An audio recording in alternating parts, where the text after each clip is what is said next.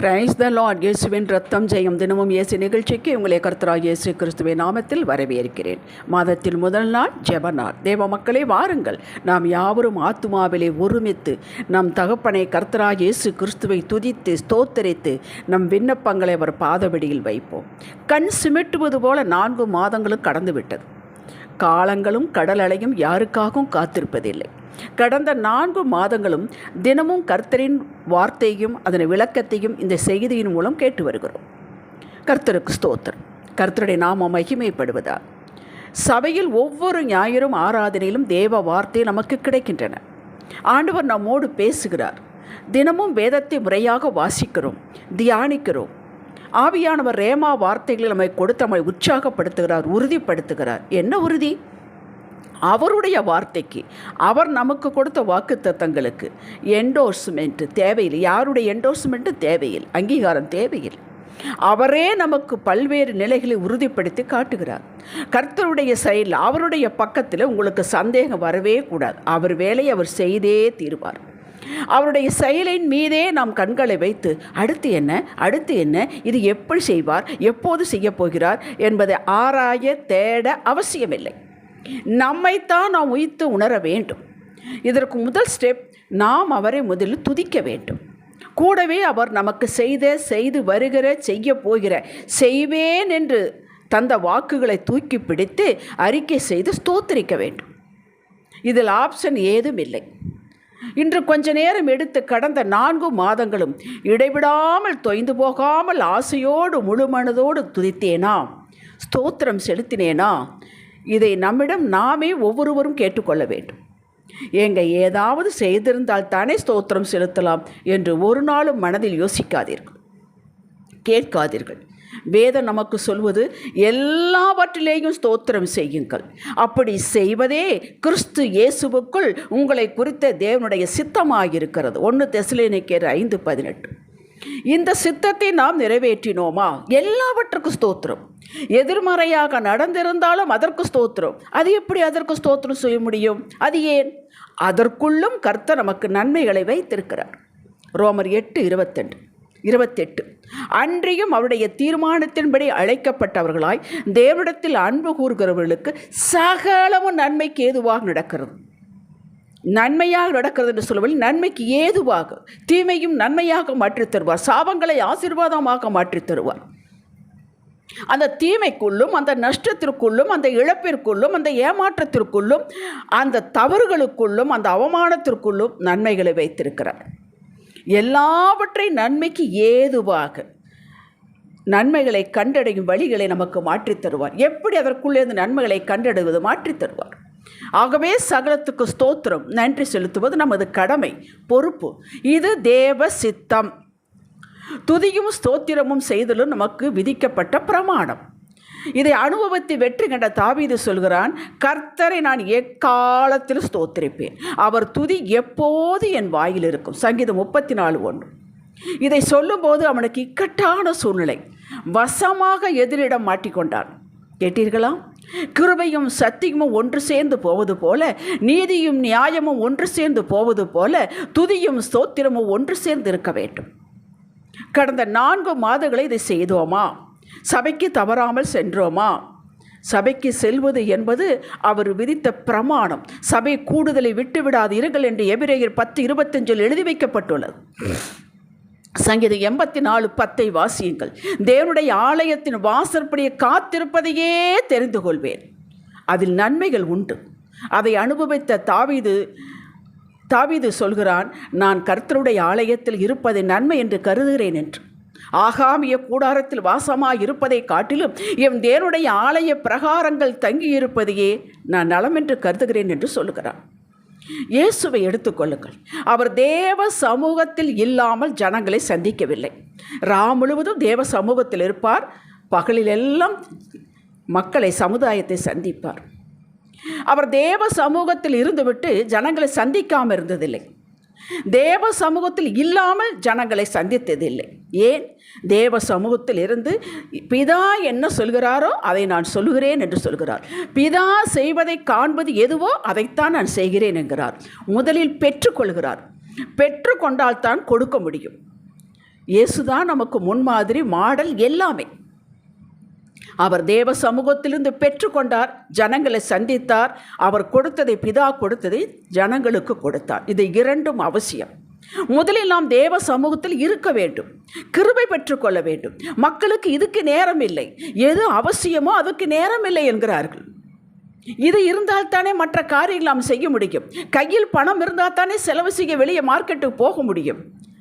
நம்முடைய வாழ்வை தினப்படி சேலஞ்சு, வேலை எதுவாக இருந்தாலும் சந்திக்க வேண்டும். இரண்டும் அவசியம். ஆண்டவரிடம் முதலில் இருந்து பெற்றுக்கொள்ள வேண்டும்.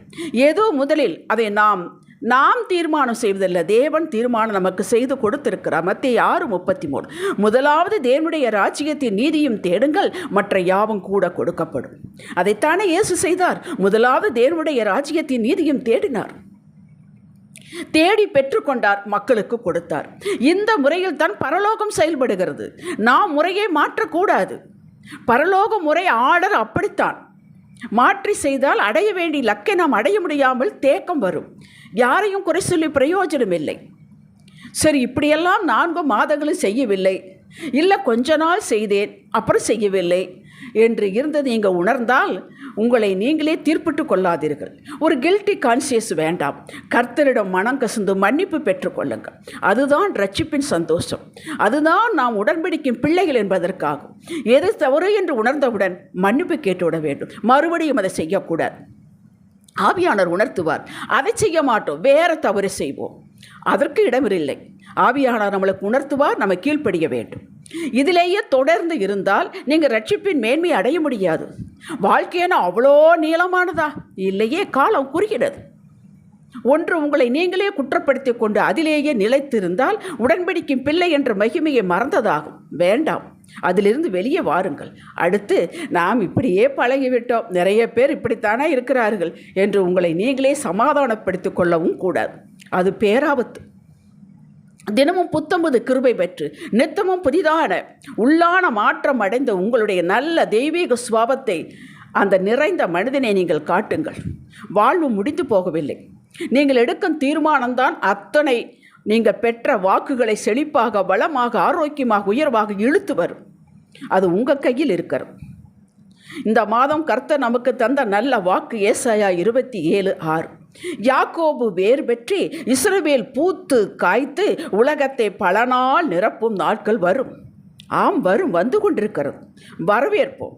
நாம் யாவரும் ஒன்று கூடி நாம் ஜெபிக்கலாம். ஆண்டவருடைய விண்ணப்பத்தை நாம் வைக்கலாம். நல்ல தகப்பனே, ஜீவனுள்ள தேவனே, எல்லாவற்றையும் அறிந்திருக்கிறவரே, எங்கள் ஜெபத்திற்கு பதில் கொடுக்கிறவரே, அங்கீகரித்து கொள்கிறவரே, திக்கற்ற ஜெபத்தை நீர் அலட்சியப்படுத்துவதிலே கர்த்தாவே தோத்திரம். முதலில் நன்றி செலுத்துகிறோம்.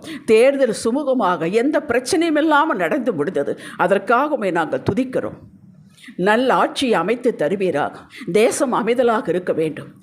சபைக்கும் சத்தியத்திற்கு பாதகம் வராமல் இருக்க கிருபை தருவீராக. ராஜாவை நாங்கள் தோத்திருக்கிறோம். உஷ்ணம் அளவில்லாமல் இருக்கிறது கர்த்தாவே. தமிழ்நாடு முழுவதும் கோடை மழை கொட்டட்டும். ராஜாவுக்கு தோத்திரம். பிள்ளைகளெல்லாம் எக்ஸாம் எழுதி ரிசல்ட்டு வந்தாகிவிட்டது. ரிசல்ட்டு வரப்போகிறது. ஹையர் ஸ்டடீஸுக்கு போகப் போகிறார்கள். அந்தந்த பிள்ளைகளுக்கு என்னென்ன படிக்க வேண்டும் ஆர்வம் வச்சிருக்கிறார்களோ அதற்கு இடம் கிடைக்க கிருபை செய்வீராக. பெற்றோர்களுக்கு ஃபீஸ் கட்டி பிள்ளைகளை சந்தோஷமாக அனுப்பி வைக்க உதவி செய்யுங்கப்பா. திடீரென்ற செலவு, எதிர்பாராத செலவு, அதில் நீர் உதவி செய்யும் ஐயா. தோத்திரம். திருமண வயது வந்தவர்களுக்கு திருமணம் நடக்கட்டும். நல்ல துணையை, ஏற்ற துணையை தருவீராக சுவாமி. கற்பம் ஆசீர்வதிக்கப்படாத கற்பங்கள் ஆசீர்வதிக்கப்பட்ட கர்த்தாவே. புதிய தொழில் தொடங்குவோர், வீடு கட்ட ஆரம்பிப்போர், வாங்குபவர்கள், நிலம் விற்பவர்கள், இவர்கள் யாவருக்கும் உதவி செய்யுங்க. வீணாக போய்விடக்கூடாது பணம். கர்த்தாவே தோத்திரம். யாரிடமாவது ஏமாந்து விடக்கூடாது. கர்த்தாவே தோத்திரிக்கிறோம். இந்த மாதம் பிரயாணம் செய்வார்கள், நிறைய இடத்திற்கு போவார்கள். அந்த பிரயாணத்திலே உம்முடைய பிரசன்னம் இருக்கட்டும் ஐயா. அந்த பிரயாணத்தை பாதுகாத்துக் கொள்வீராக. பிரயாணத்தை வாய்க்க செய்வீராக சுவாமி. தோத்திரம். குடும்பத்தில் சமாதானம் நிலவிடப்பட்டும். கணவன் மனைவி உறவு பலப்படட்டும். பெற்றோருக்கும் பிள்ளைக்கும் உறவுகள் பலப்படட்டும் சுவாமி. சமாதானக்காரரே, நிறைந்த சமாதானத்தை கொடுப்பீராக. குடும்பத்தில் வருமானத்தை பெருக்கி கொடுங்க. ஆரோக்கியத்தை கட்டளை கொடுங்க. கர்த்தாவே தோத்திரம். பிறந்த நாள், திருமண நாள் காணும் அன்பர்களை நீங்கள் விசேஷ விதமாக ஆசீர்வதிங்க. கர்த்தாவே தோத்திரிக்கிறோம் சுவாமி. எல்லாவற்றுக்கு மேலாக இன்னும் உங்களை கிட்டி சேர, இன்னும் உங்களை கிட்டி சேர ஆவிக்குரிய வளர்ச்சி, ஒரு முதிர்ச்சியை தாருங்க. தினந்தோறும் தொடர்ந்து வேதம் வாசிக்கவும், ஜெபத்தில் இருக்கவும், இதைத்தான் முதலில் செய்ய வேண்டும் என்ற அந்த உணர்வை ஒவ்வொருவருக்கும் நீ கொடுப்பீராக. ராஜாவுக்கு தோத்திரம். ஊழியம் செய்பவர்களை விசேஷமாக ஆசீர்வதிங்க. சபைகளை பாதுகாத்து கொள்ளுங்கள். சபைகளை கண்மணி போல் காத்து கொள்ளுங்க கர்த்தாவே. தமிழ்நாடு முழுவதும் VBS நடக்கும். அத்தனை பிள்ளைகளை, சிறு குழந்தைகளை கூட்டி சேர்ப்பீராகும். ஒரு குழந்தையும் முத்தமிட்டு ஆசீர்வதிப்பீராகும். அது கிறிஸ்துவ குழந்தை, அந்த குழந்தை, இந்து குழந்தை, இஸ்லாமிய குழந்தை, பாகுபாடே இல்லை ஆண்டவரே. அத்தனை குழந்தைகளும் வரட்டும். குழந்தைகளை என்னிடத்தில் கொண்டு வாருங்கள் என்று சொன்னீரேன். சிறு பிள்ளைகளை என்னிடத்தில் கொண்டு வாருங்கள் என்று சொன்னீரேன். அத்தனை தமிழ்நாட்டில் நடக்க அத்தனை VBS ஊழியத்தையும் இந்த கருத்தில் வைக்கிறோம். பிள்ளைகளை ஆசீர்வதித்து நீர் மகிமைப்படுவீராக. அந்தந்த குழந்தைகளுடைய இருதயத்தில் ஒரு விதையை விதைப்பீராக. சுவாமி உமக்கு தோத்திரம். சகல மகிமை உங்களுக்கே கர்த்தாவே. அத்தனைக்கு நீர் பதில் கொடுப்பதற்காக நாங்கள் தோத்திரிக்கிறோம், நன்றி செலுத்துகிறோம் ஆண்டவரே. எல்லாருக்கும் ஒரு இது அடியாளை உங்களது ஜெப நேரத்தை நினைத்து வேண்டிக் கொள்ளுங்கள். உங்களது ஜெபம் எனக்கு அவசியம். இதில் பங்கு பெற்று வரும் அத்தனை அன்பர்களுக்காக ஒரு வார்த்தை சொல்லி நீங்கள் ஜெபிக்க வேண்டுமாய் ஒவ்வொருவரையும் கேட்டுக்கொள்கிறேன். உங்கள் யாவரையும் பேர் பேராக, குடும்பமாக இயேசுவின் நாமத்தில் வாழ்த்தி ஆசீர்வதித்து தேவ கிருபைக்கு ஒப்பு கொடுத்து நிறைவு செய்யும் கிறிஸ்துவுக்குள் உங்கள் அன்பான ராஜகோகிலம். ஆமேன். ஹல்லேலூயா.